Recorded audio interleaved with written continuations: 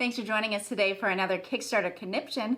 Today we're looking at Big Monster from Opa Games. And as always, we want to make sure you're aware that our Kickstarter conniption videos are sponsored in part by our Kickstarter backers and by the creators of this game.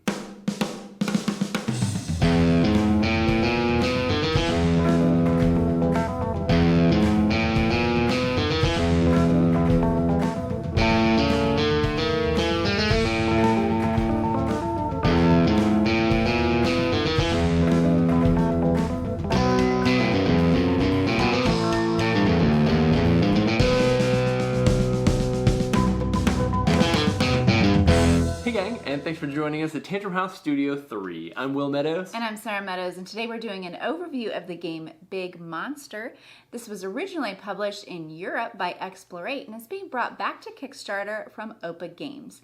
It's from designer Dimitri Perrier, and art is from Ivan Nikolin. This is a 2 to 6 player tile drafting set collection game that takes about 30 minutes to play. We were able to get our hands on a copy, so let's take a look at how it's played.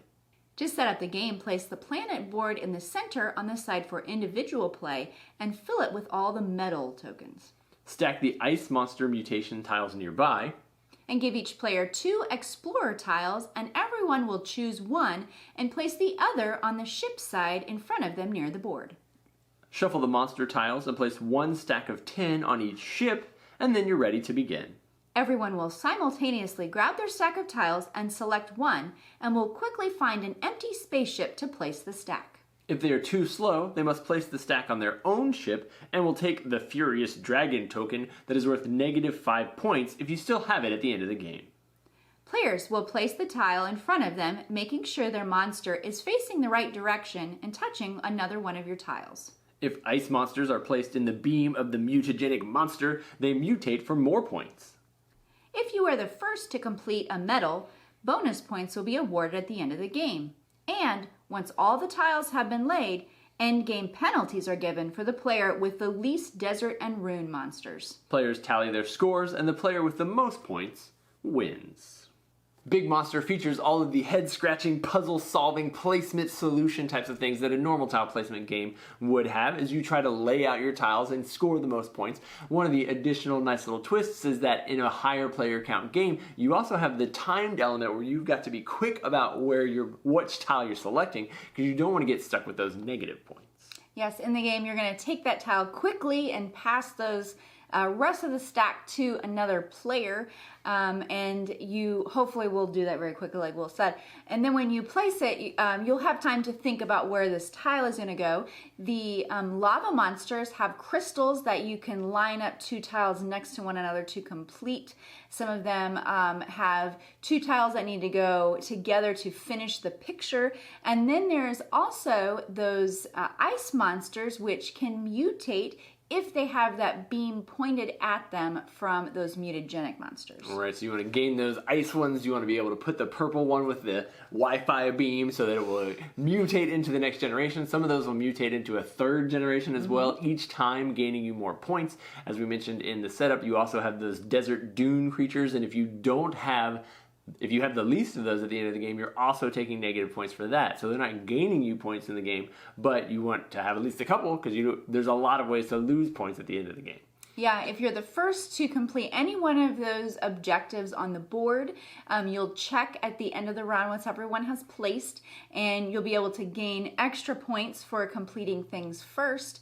But then, like he said, don't be stuck at the end with negative points, which can really hurt your score. There are several different modes of play based on your player count, so if you have enough players that you can pass the tiles, you're going to have the high-speed part. If you just play a 2-player game, everything's a little bit slower because you're not racing to do it, but then you've obviously got direct competition that you're trying to be, win those mission or the goals. You have not get the negative points. There's a lot tighter game with a 2-player. When you play an even 4-number player game, then as long as your partner doesn't fail you, you should be all right in not being stuck and having a place to put your tiles when you're done. So that has kind of a team aspect to it almost.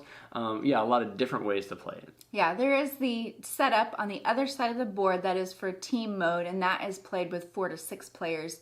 There is a different rule set for 2 and 3 players. So you can do the 3-player trying to rotate around quickly with playing real time, but there is a different drafting mechanism that is played with the 3 and 2 player count. The game features a lot of fun artwork. As we mentioned, this art has already been published previously, so this version that's coming to Kickstarter now is already a tried and true, well-tested thing. It'll be interesting to see if they add stretch goals or anything additional to their campaign. So if it looks like something you'd be interested in, definitely check out their campaign on Kickstarter. Yeah, they're hoping to have some new Explorer tiles for that new upgraded artwork, and then tweaking some things with the components and the rest of the game just to polish it up just a little bit more. Yep, so if it looks like something you'd be interested in, definitely check it out now on Kickstarter.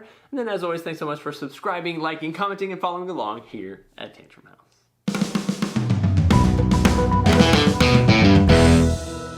Big monsters! Some of them have extra stones. What are they called that you're supposed to? Gems. I don't know what they're called. This is a 2 to 6 player text tile game. Textile. I didn't mess it up. There's a loud door. You said Opa weird. I said Opa weird. Big monster.